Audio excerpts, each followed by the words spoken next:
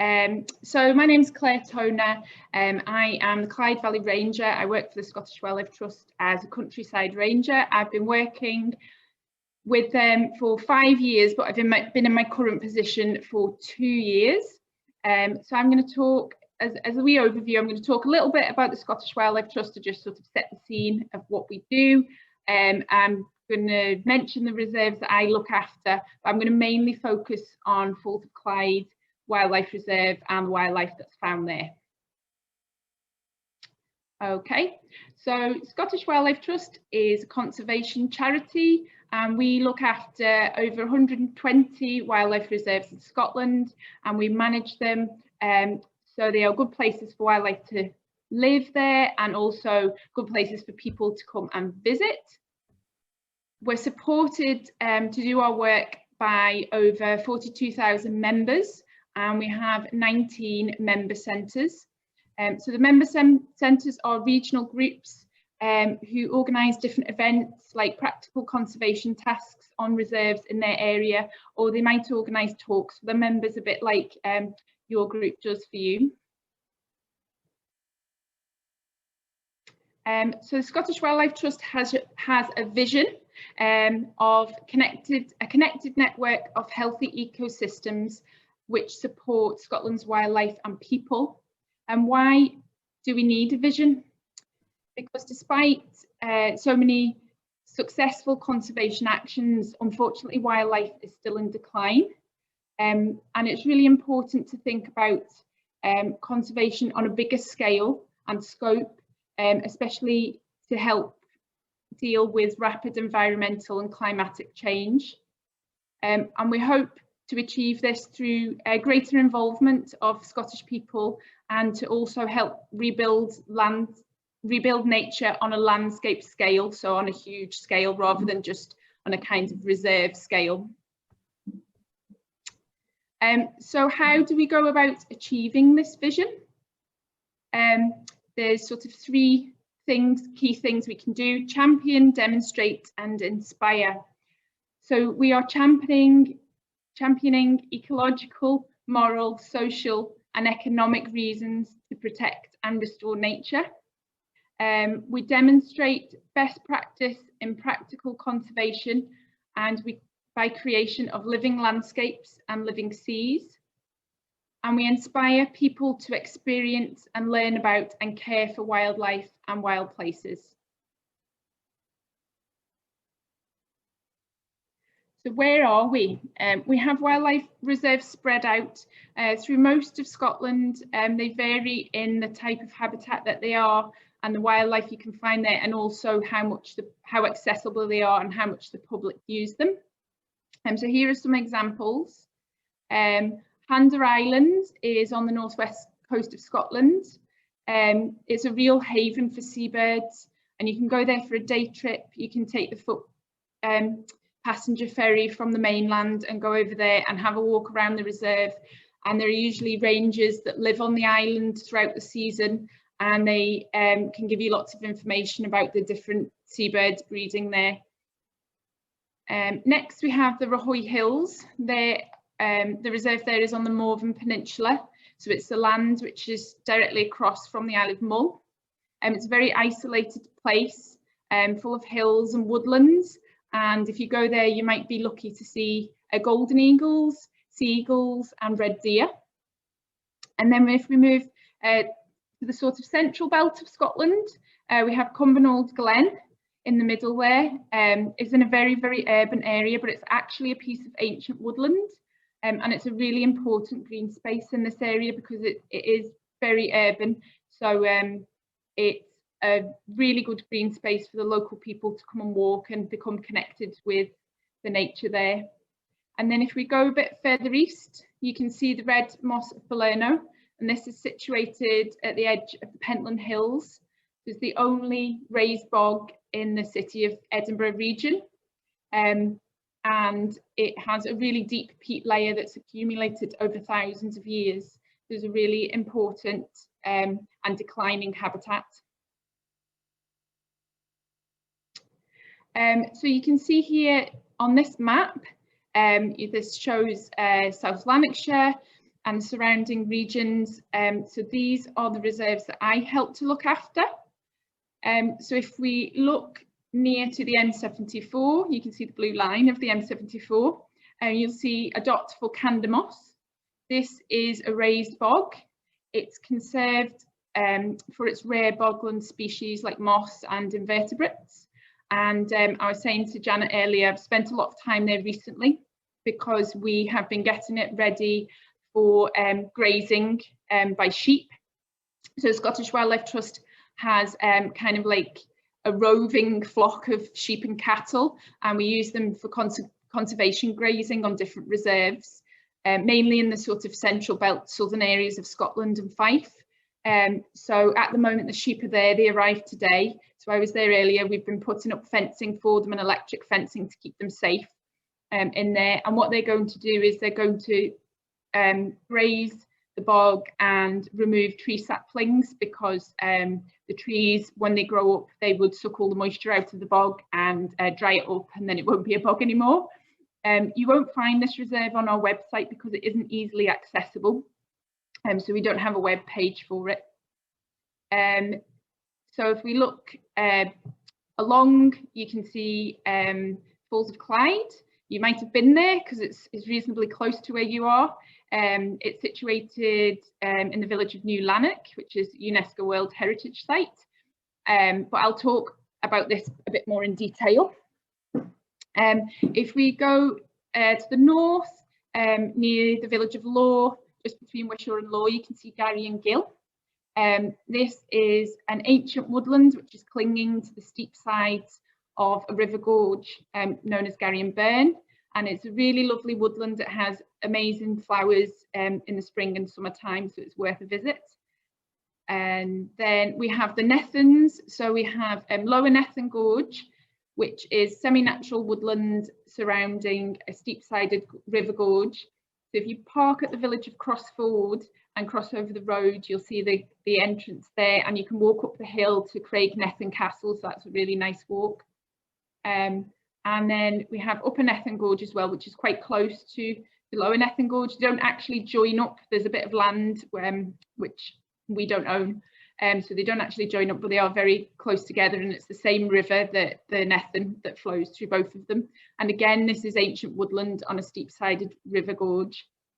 So the access point to this is Southfield Road near Blackwood, and you can walk along part of an old railway line, and you can still see the pillars of the railway viaduct, which are in the River Nethan. They're really, really high, and peregrines nest on them regularly, which is quite exciting. So I've added a few more reserves onto this map. So the ones in the square boxes are part of the Clyde Valley Woodland National Nature Reserve. So you can see the logo in the top left of the National Nature Reserves, and you'll see on any signs which are part of the Clyde Valley Woodland, they have this little badge, a logo, which you can see down at the bottom right of your screen there. So there's over 40 National Nature Reserves in Scotland, and they're internationally important sites for conservation regions. They're managed by approved bodies, so like ourselves, Scottish Wildlife Trust, or SNH, or local councils. So they're managed for nature conservation and for people to enjoy. So the Clyde Valley Woodlands National Nature Reserve is managed for the ancient semi-natural woodlands that would have covered much of lowland central Scotland. And these woodlands have survived for hundreds of years relatively undisturbed, because the steep gorges wouldn't allow for timber harvesting. So next I'm going to focus on Falls of Clyde. So this is where I spend about 90% of my time, mainly because it is really well visited. We get up to 60,000 visitors a year that come to the reserve and also the visitor centre. It's around 49 hectares in size, and it has different habitats. semi-natural ancient woodland, grassland, wetland. It obviously has the river and the gorge going through the middle of it. The reserve was actually a designed landscape. So in the late 1700s and 1800s, the family who owned Bonnington Estate, the Ross family, they put in a lot of the viewpoints and paths that we still use today, and they also planted some specimen trees on the estate grounds. So it has historical significance. It would be a stop on the Grand Tour of Scotland, which was really popular at the time with the gentry and artists. It's designated a site of special scientific interest because of its ancient woodland. So these are remnants which cling to the River Gorge. And as I mentioned before, because of the terrain, it'd be really difficult for humans to alter the landscape and change the woodlands there.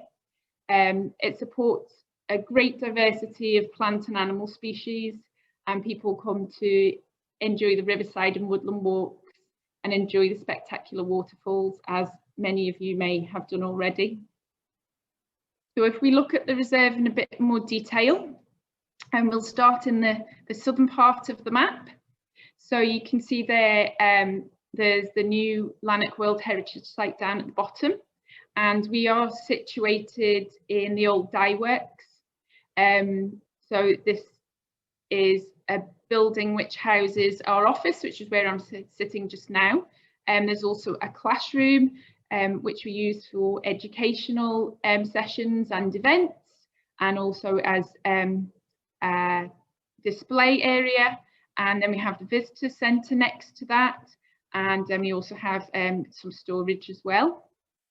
And if you haven't been to New Lanark World Heritage Site, it's worth a look to see the old buildings which used to house the cotton mill and the villagers who worked in the cotton mill, and also the services that were provided, like doctors and schools and shops and things like that. So the visitor centre was renovated in 2005, and it has lots of different interpretation there, which focus on woodland management, badger ecology, the river, and the history of the area. The ranger service, we are usually based in the office, so not always these days, but we organise educational events and guided walks and that sort of thing during the summer season.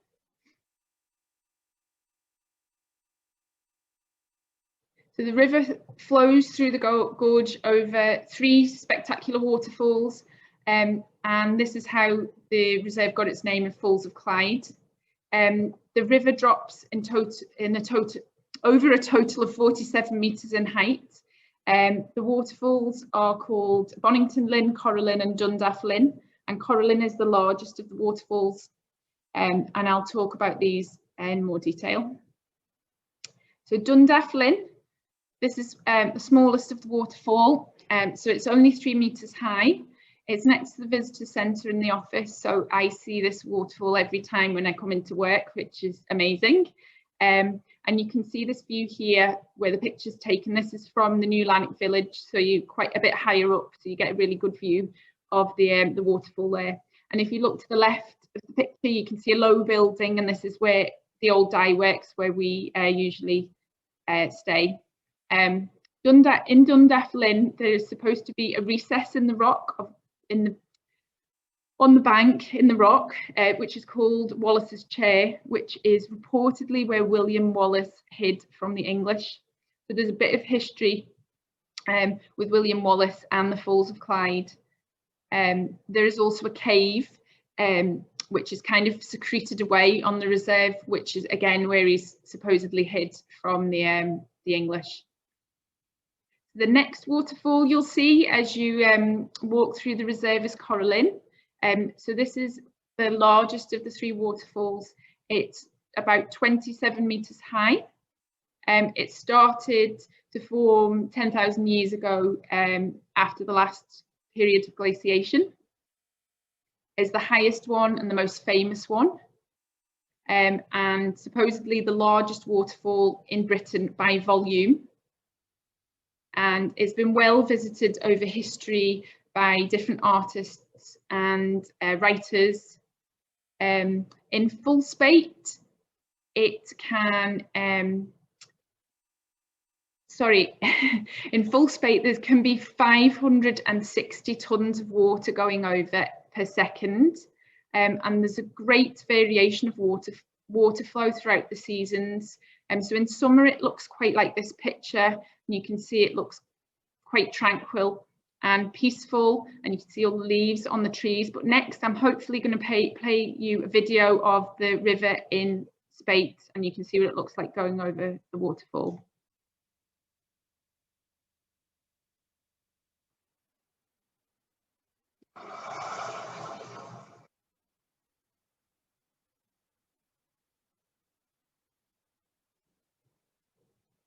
So as you can see, there's a real difference, a real contrast in the volume of water there, and hopefully you could hear the noise of it.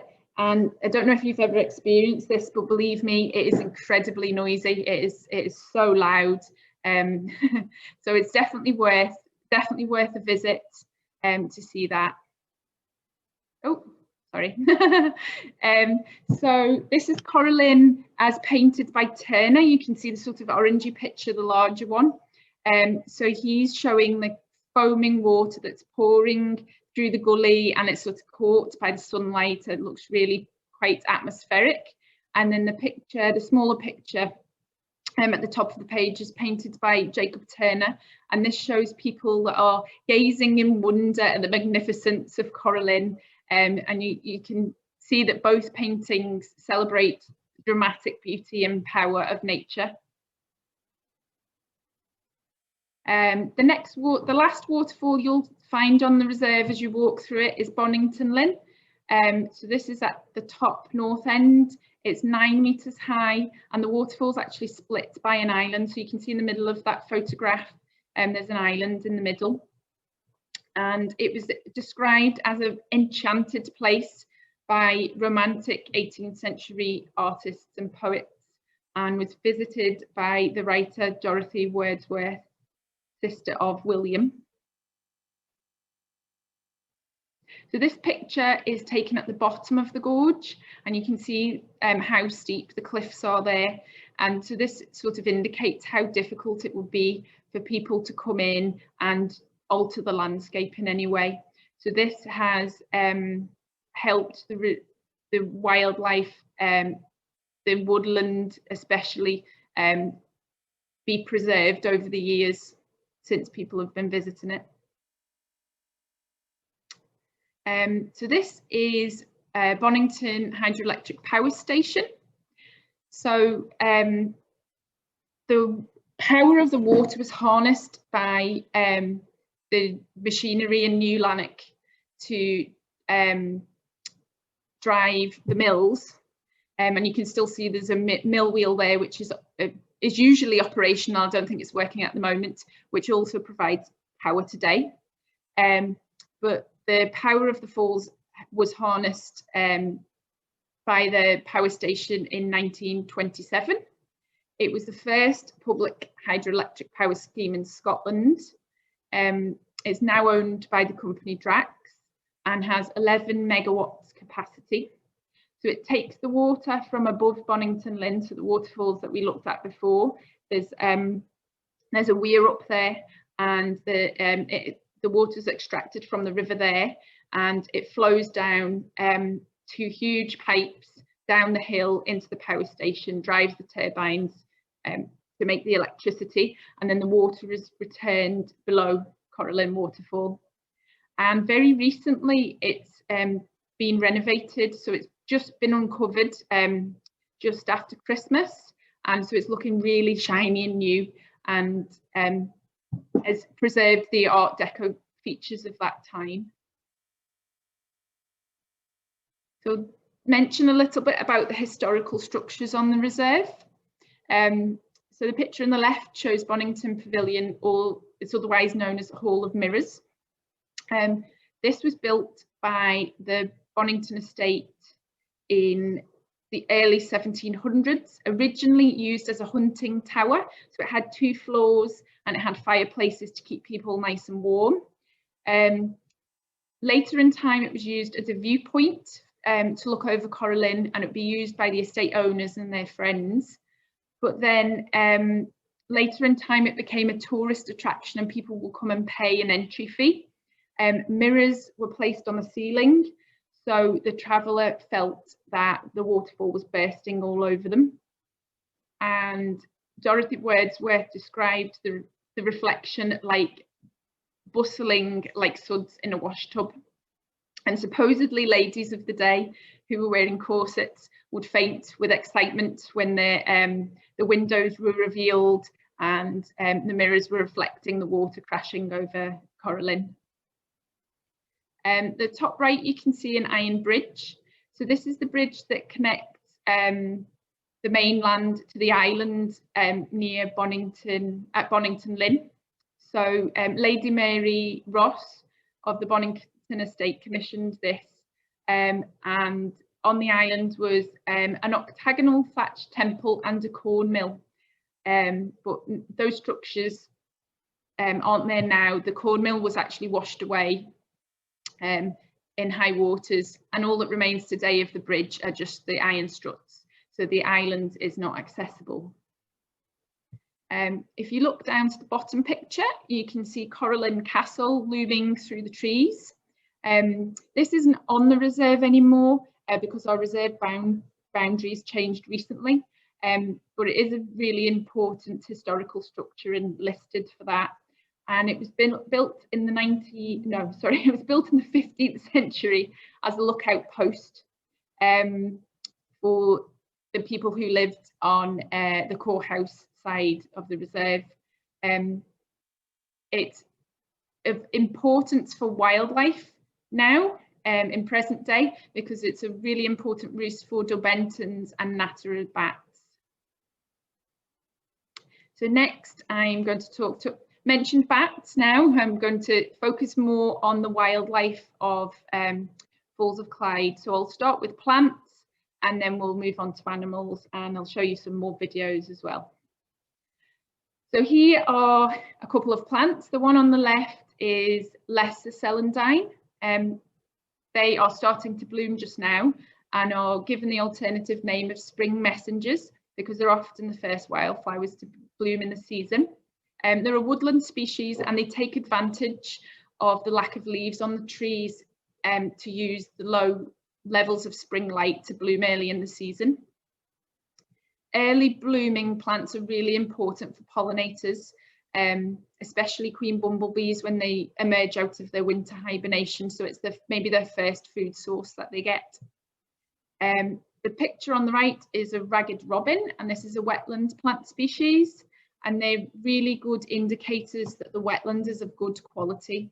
And unfortunately, this plant is in decline in the whole of the UK, but you can find it here in the damp margins of the paths, the grass verges, and near to the boardwalk. So we have some more woodland and wetland plants here.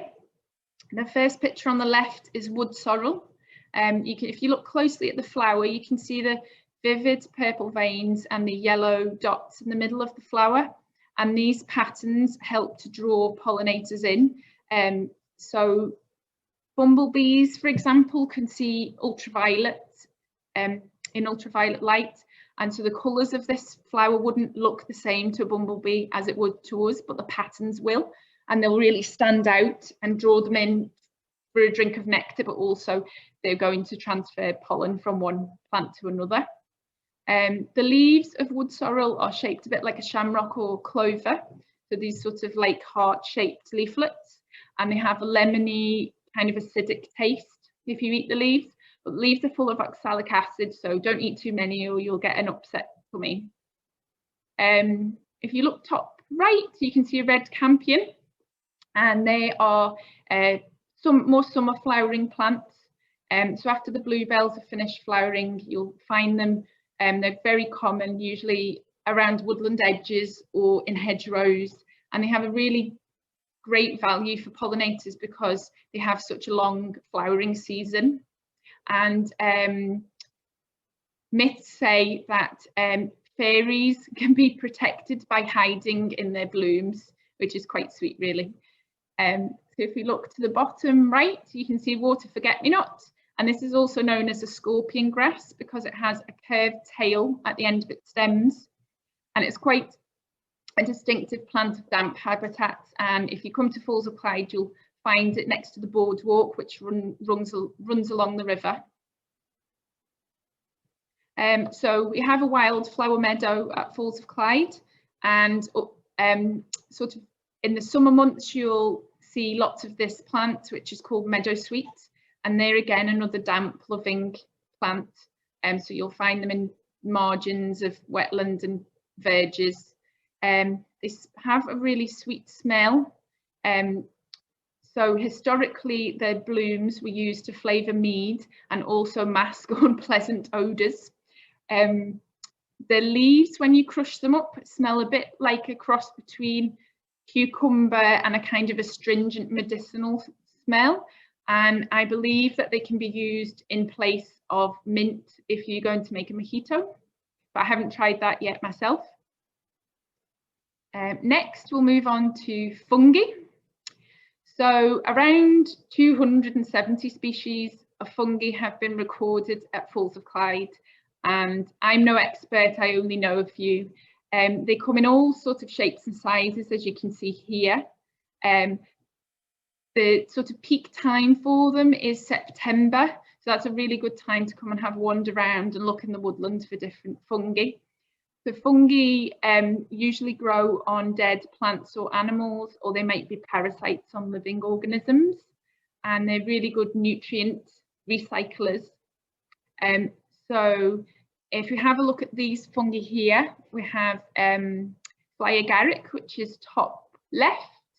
It's like the fairy mushroom, and then the next one, top right, is jelly ear, and then bottom right we have candle snuff fungus, because I guess it looks a little bit like a candle, and then the bottom left we have honey fungus.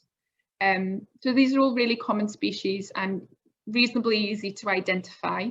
Honey fungus is a particular problem if you find it growing on live trees, because once it takes hold it can cause considerable decay and damage to the timber and then weaken the tree, and then the tree might fall down or lose limbs.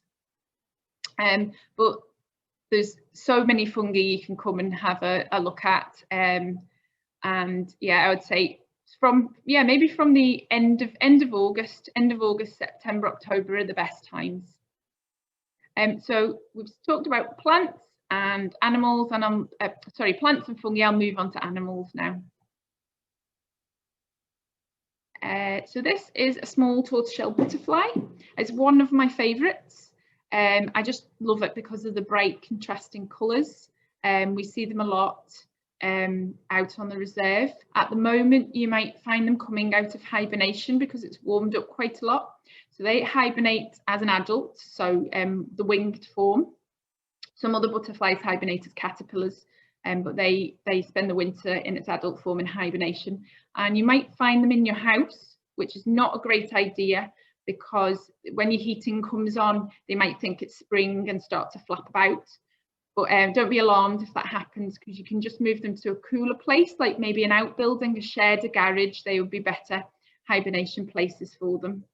I saw my first one last week, so that must have been just out of hibernation, but I think it was quite an old one because its colours were quite faded.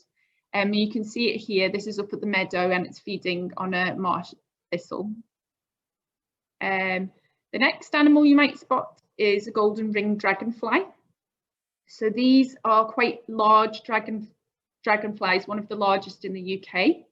They are voracious predators and will even eat other dragonflies. They have really strong jaws, and they're very fast, so they'll chase down their prey.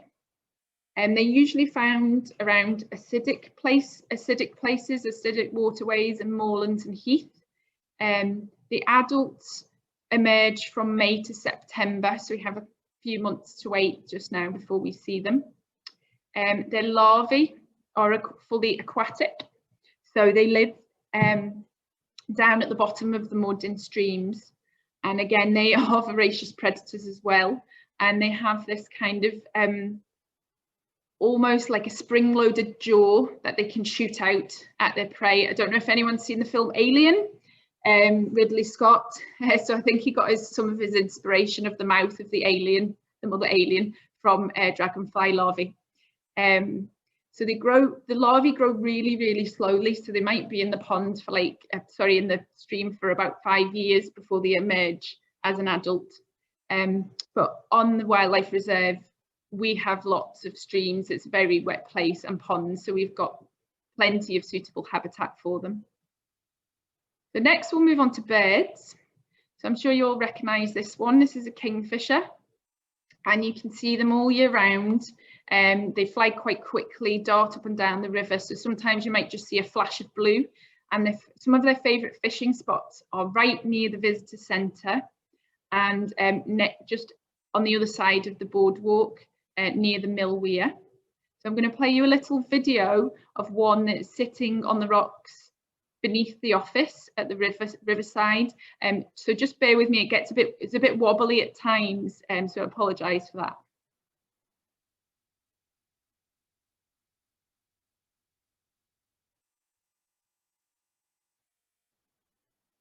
I think it's just thinking about loading up. I'll just go back and then see if it wants to do it now. And if not, I'll just skip on.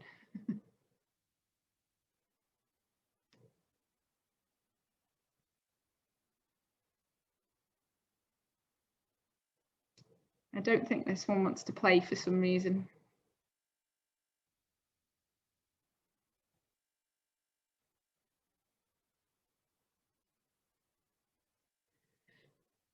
Okay, I'll just carry on, and then I'll see if I can get this to play later on.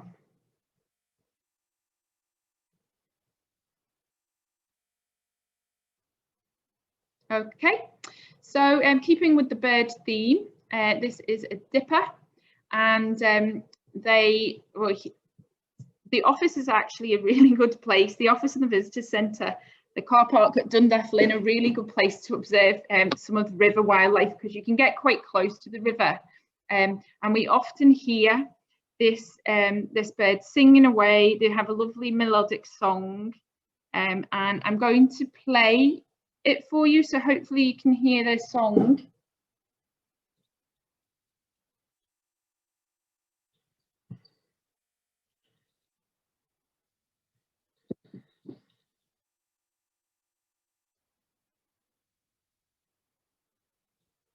So if I'm here in the office doing some work and I hear that, I always have a little look out, and I usually see them on the rocks. So they're given the name dipper because they bob up and down when they're sort of just standing on a rock. So this might be a signal to other dippers to say, I'm here, this is my territory, but also a signal to say that I'm here and I'm alert, I'm looking out for predators. But it could also be a multifunctional signal, because it could be a signal to predators as well, to say, I'm here, I'm alert, there's no point chasing me because I'll get away. So they have this bobbing up and down behaviour, so that's quite characteristic of them. And they're around about a robin sort of size, and they swim underwater to catch their prey. So they flap their wings underwater, almost flying underwater, a bit like you might have seen penguins do in natural history videos. They eat tiny fish and invertebrates in the water, and if they're around, it's a sign that the water is really clean, because their prey needs clean oxygenated water. So the small invertebrates that they might eat, so they often have like feathery gills, sometimes external gills, and if the water was polluted, it would block the gills. So if you have particular invertebrates they like to eat, like stonefly larvae, that is a sign that you have nice clean water. So that's really good indication that the water at the River Clyde here is good quality. Next we have something you're all probably really familiar with, fox. They're usually nocturnal. You find that maybe in urban areas they might be less nocturnal. They get more used to people and they go out around scavenging and people feed them as well. You can see its big bushy tail there. So it uses it to cover itself up in cold weather, or it might use it as a kind of signal flag to communicate with other foxes. They eat lots of different things. They'll scavenge dead things. They eat a lot of rodents. They might eat some fruit, berries, seeds, nuts, birds, eggs, all sorts of things.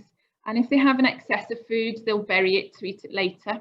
You can see the fox in the top picture there, top right. It's in the river, and I think it's looking for some washed up carrion. So you can see that there's a crow with it as well.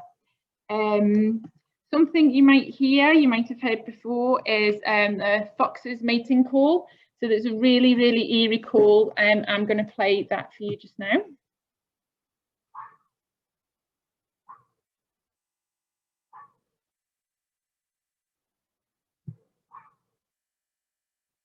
Oh.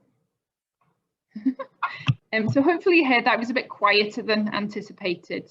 But the first time I heard it, I wasn't quite sure what it was, because it was a bit like a baby wailing. It was a ghostly baby, I would describe it as. It's really odd.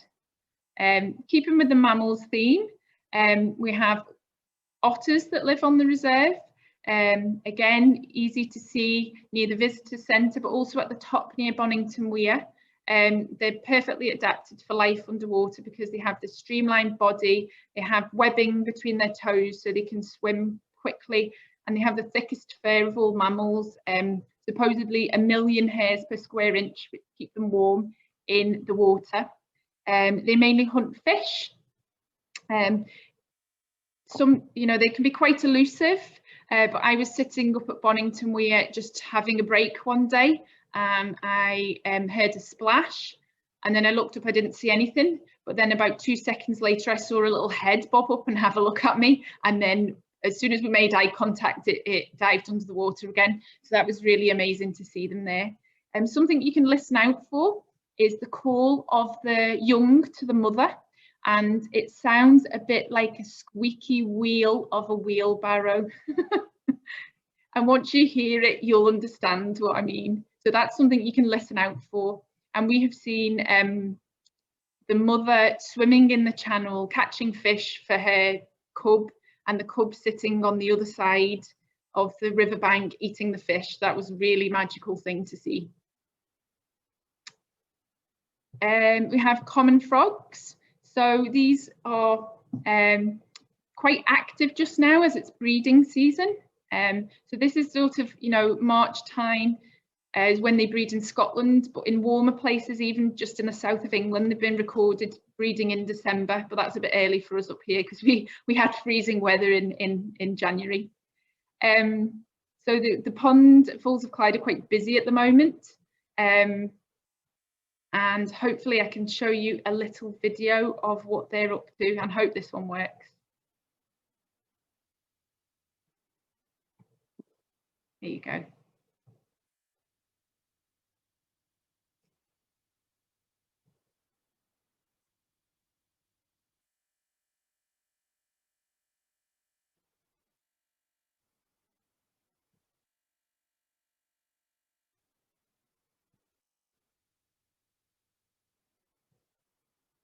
If you turn your sound up, you should be able to hear the calls of the males, and they're calling out for females.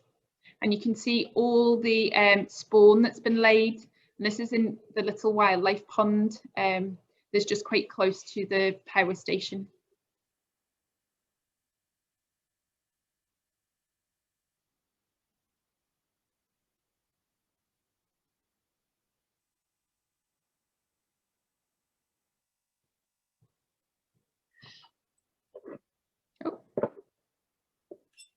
Okay, back to birds again.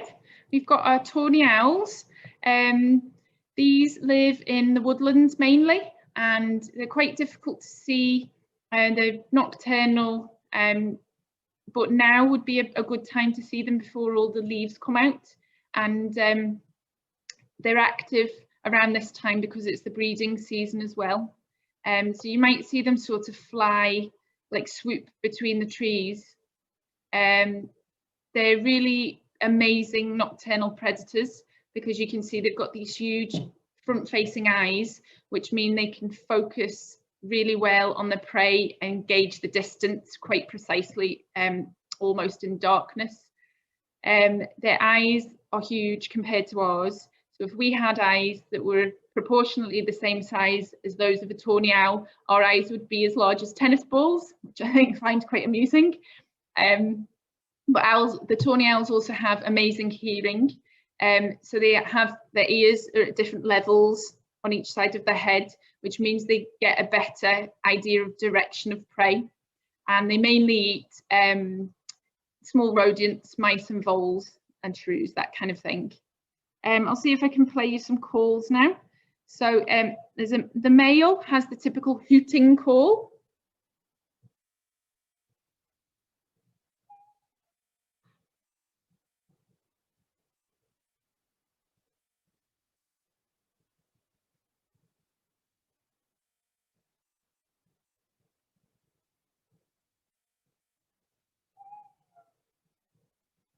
And then you can hear the female's response, which is very different.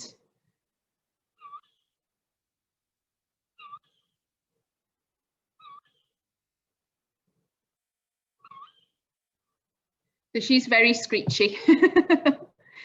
And that is a call that I sometimes use if I'm doing an educational event and if I send the children away to do something, I say, come back when you hear the owl screeching, and I make that noise, and it gets their attention quite well. Keeping with the theme of flying, we have 3 species of bat that live on the reserve: pipistrelle, Daubenton's and the brown long-eared bat, though another 3 species of bats have been recorded probably feeding on the reserve rather than living here. So this picture is of pipistrelle, and it's the smallest bat in the UK and the most common. It's very small, it only weighs about as much as a pound coin. So later on, get a pound and hold that in your hand, and that's how heavy the pipistrelle bat is.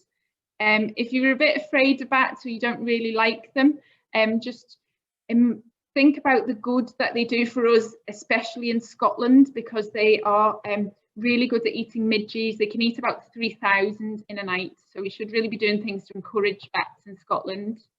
There's a maternity roost of pipistrelle bats on the reserve. So this is the place that the mothers come to give birth together in a group, and they raise their young. So it's really important, a really important site for pipistrelle bats. Daubenton's bats that live here, they are a bit larger, and they're sometimes known as river bats because they feed by skimming along the surface of the water and catching the insects that rise up from there, a bit like you would see sand martin birds do in the day. And next up we have Rhodia. So these are UK's smallest species of native deer. You might see them in the summer feeding in the daytime, but in the winter time they're usually nocturnal. So they can look kind of a reddishy colour, but in the winter colour they might be greyish brown, and it's just the males that have antlers. So I'm going to show you a couple of videos of Rhodia that we took with our trail cameras.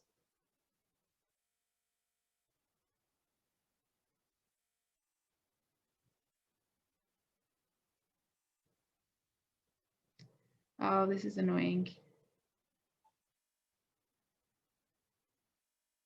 All right, I'm going to go back and forwards again, and hopefully it works.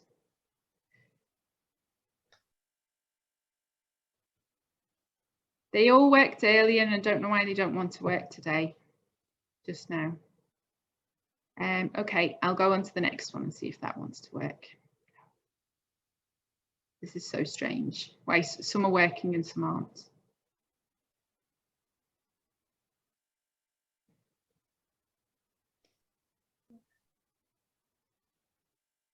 Okay, I'm just going to carry on.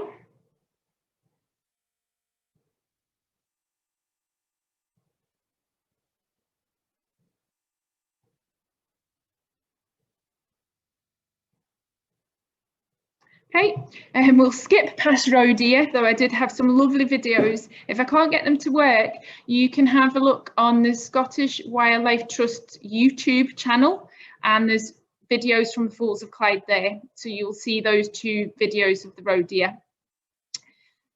So badgers are a big focus here at Falls of Clyde because we usually run public badger watches in the summer months. So that's a really great experience if you haven't been on one before. So one of the staff and maybe some volunteers take you out. You have a walk through the woods, look for signs of badgers, and then we sit at a safe distance from a set and we observe them and see what they get up to. So they're really active on the reserve. We have at least 6 clans here. So clans like the family group of badgers. They're usually nocturnal again, and they're quite omnivorous, but their favourite food are earthworms, and they can eat about 300 in a night. So here's a picture of the cubs. They are born in February underground in the set. There's usually between 2 and 5 cubs born in a season, and they come out above ground usually in around April time. But this time they stick very close to their mother until they become a bit more independent later in the summer, and they might wander about on their own then.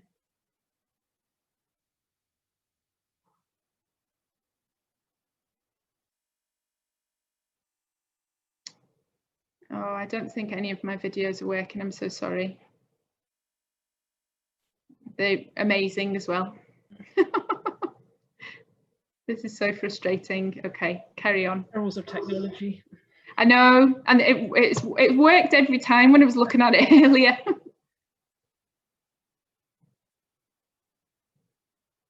Okay, so I'm going to talk you through a still and not a video, which is not the same, but you might be able to see a number of badgers here, and this is the whole clan of badgers, so this is the whole family group.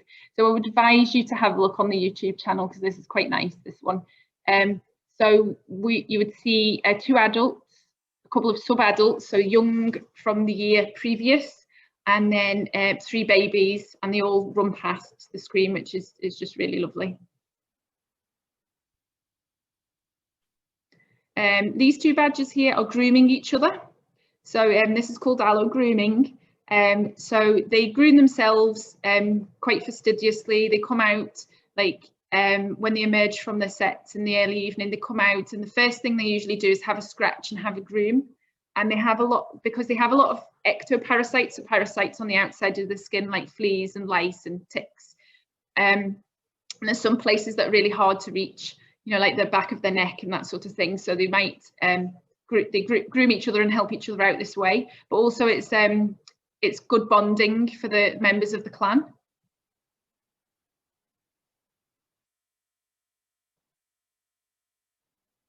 I think none of them are going to work. This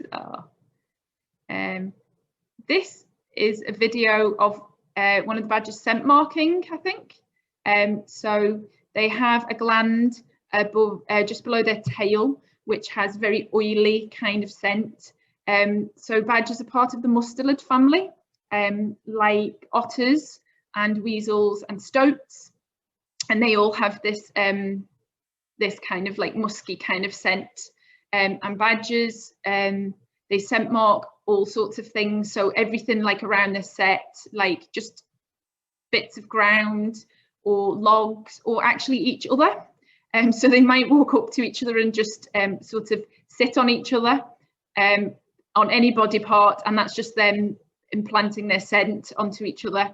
And again, this is just strengthening the bonds between the family members.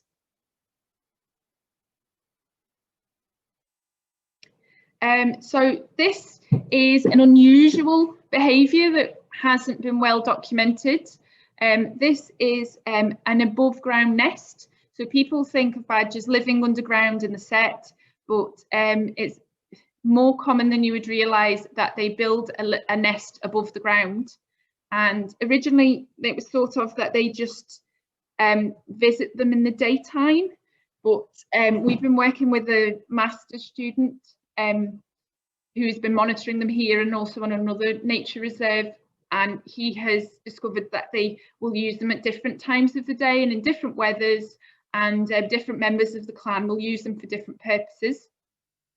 So this one here is male, and he is having a good groom, but you know, it's 8:45 in the morning. People don't expect to see them there, and we wonder if it's because, you know, certain times of the year it might get very crowded in the set with all the babies, so the adults might come for a bit of respite away from the set, or if there's a high parasite load in the set, they might come out to sort of escape the fleas and have a groom outside. And sometimes we've seen cubs playing around in the nest as well.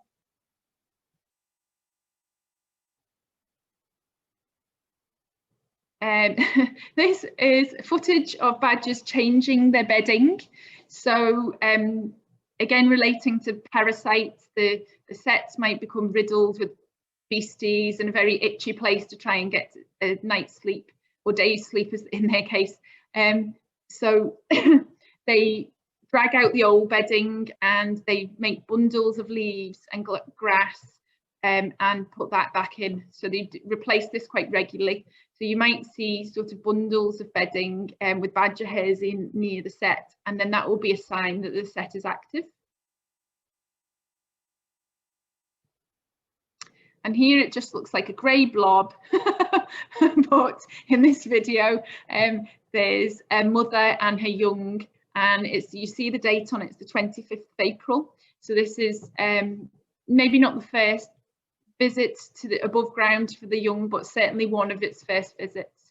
So they're digging away into the ground looking for grubs and roots, that sort of thing. So they'll eat lots of different things. It depends on the season. Like I said earlier, the favourite food is earthworms. So they'll dig for them. They've got really, really sharp front claws, so they're excellent diggers. They can eat 300 worms a night, but they might eat like seeds and nuts in autumn time. They might eat frogs, birds' eggs, again, scavenge things, any sort of carrion that's on the ground as well. So they can have a varied diet depending on what's around.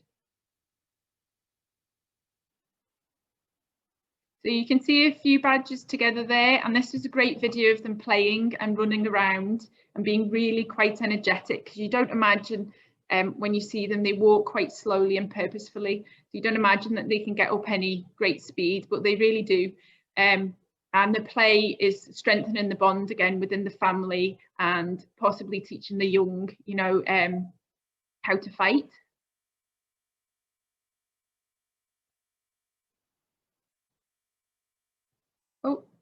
Oh, skipped on one.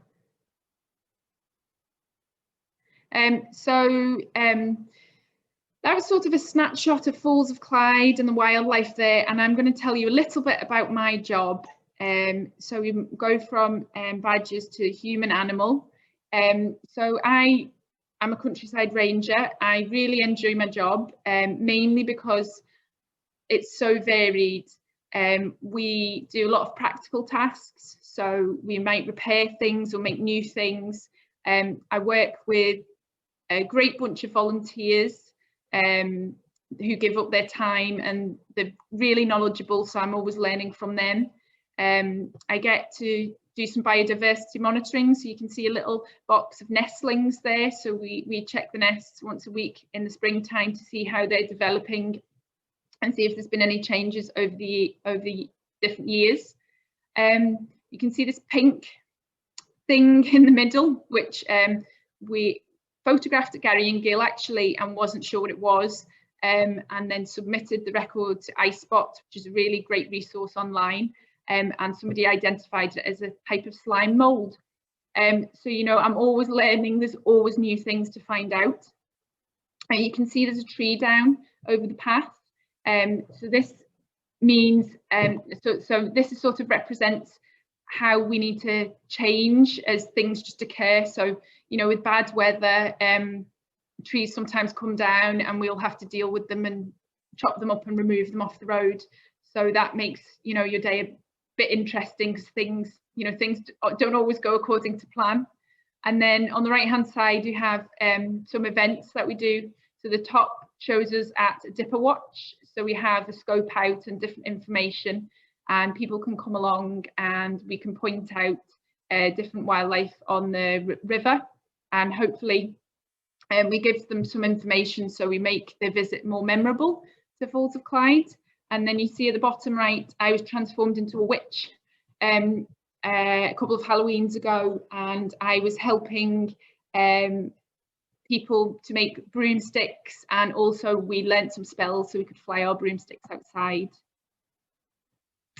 So my favourite things about being a countryside ranger are working outdoors. I love being outside. I'm not a fan of sitting at the computer, you know, typing.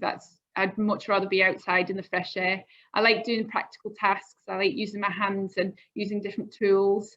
You can see the top middle picture. There's two enthusiastic people there. They're my colleagues here at Falls of Clyde. So I really like all the different people I get to work with, not just here or the Scottish Wildlife Trust, but the volunteers that I've had the privilege of working with, and also the visitors that come to see us.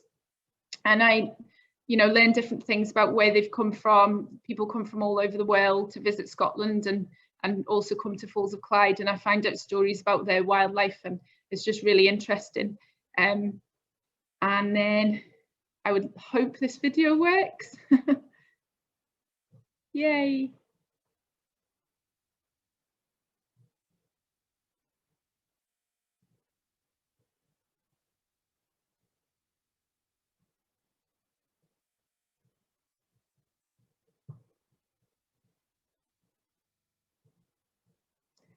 So this is just showing the wildlife, because obviously that was the main reason I started with this job. This is a male Rhodia foraging. We have great habitat here, and so it means that we've looked after it well, so the wildlife can thrive here. And then the last thing is this again.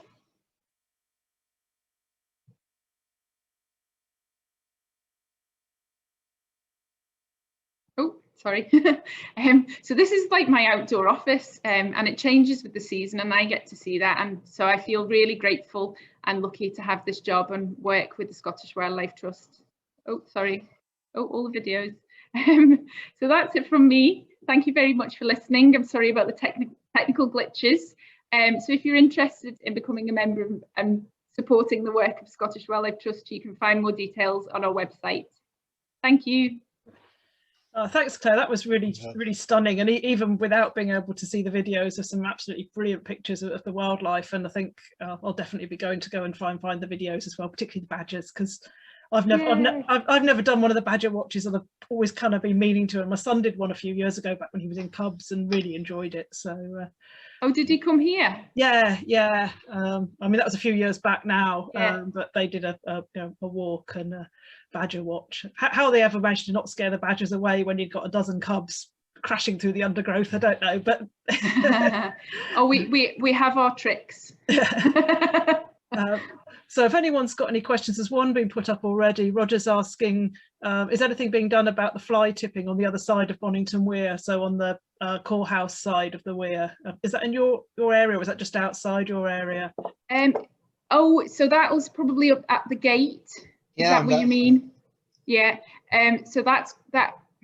I imagine that's Core House estate land. Oh, is it? Yeah. So that's not on our reserve. So fly tipping anywhere is incredibly disappointing and frustrating for anybody who sees it, and people who have to then tidy up someone else's mess. It's just because I've sometimes driven to the Falls of Clyde that way and dropped people off so they could walk down to the Vista Centre, and I've driven back and gone round and met them down in New Lanark. Yeah, it's a nice walk from there.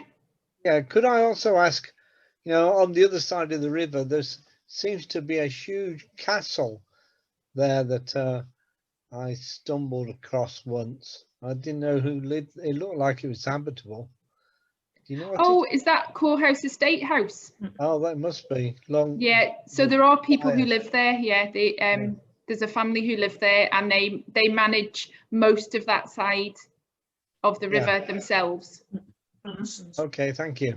That's okay. Cranstons. Yeah. Yeah,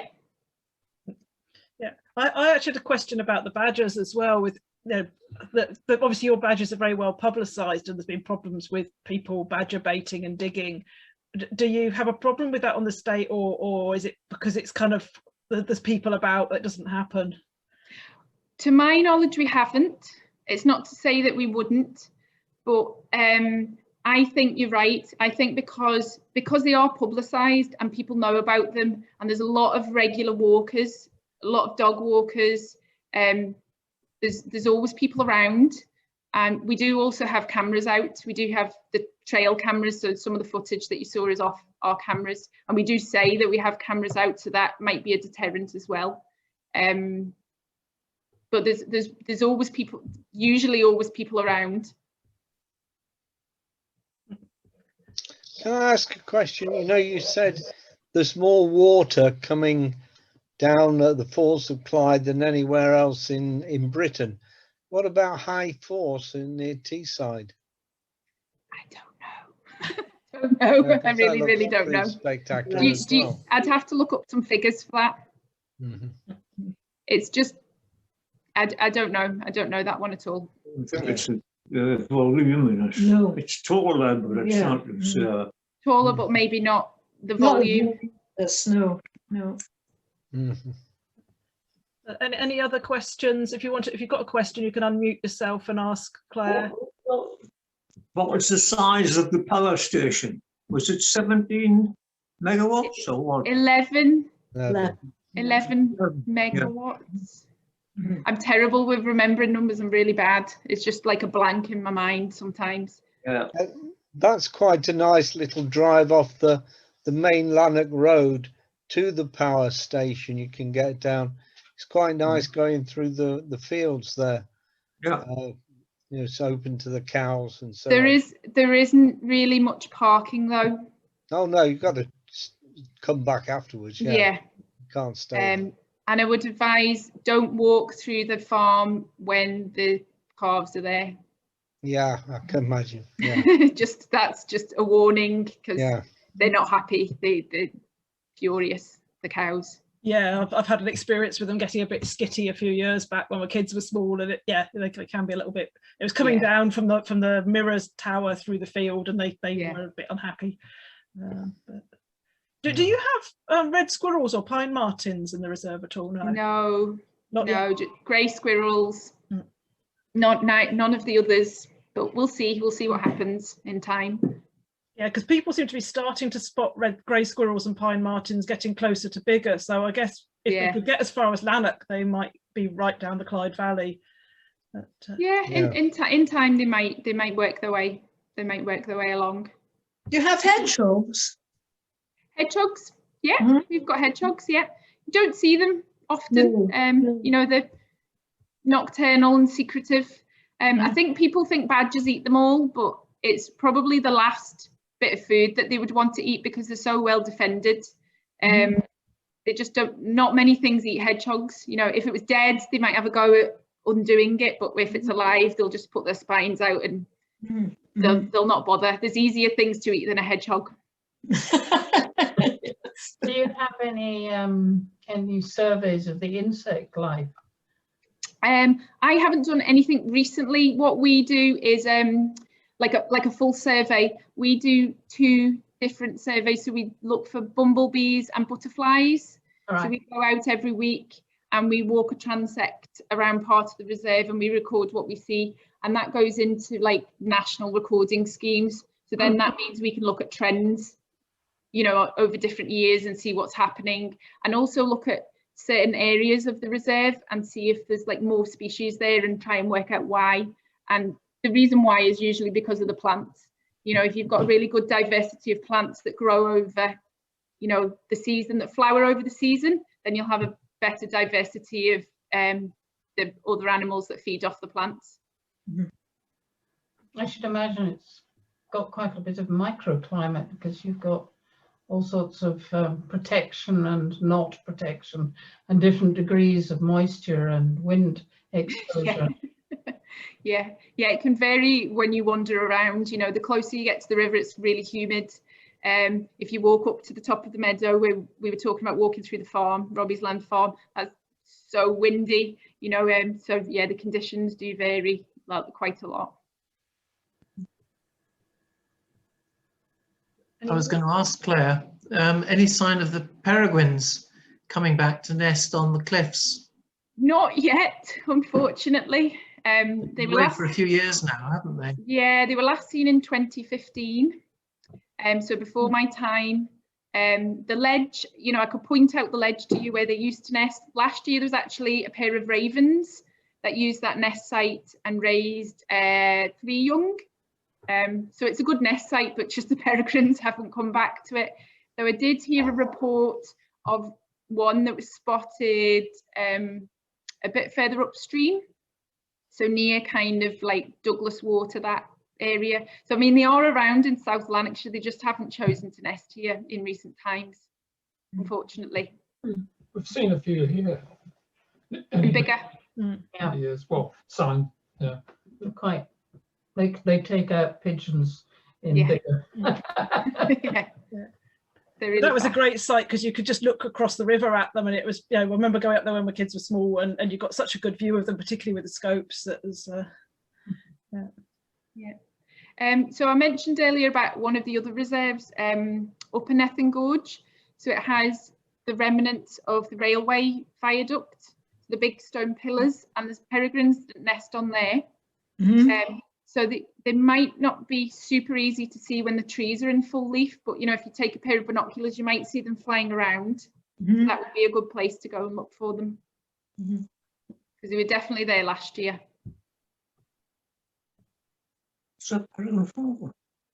Is that near Craignethan Castle? Yes. Yeah. And that reserve will be on our website, so you can find out where to park and how to get access. Do any of these places have actual hides? No, we don't have any hides here. Do you have a policy about that, or is it? No, I think it's just more infrastructure and building it, the cost of building it and maintaining it, that kind of thing. It used to be right near Red Moss at Bologna, and that was a great delight to go there and spend quite a few hours just watching what happened. Yeah. That's quite a big hide.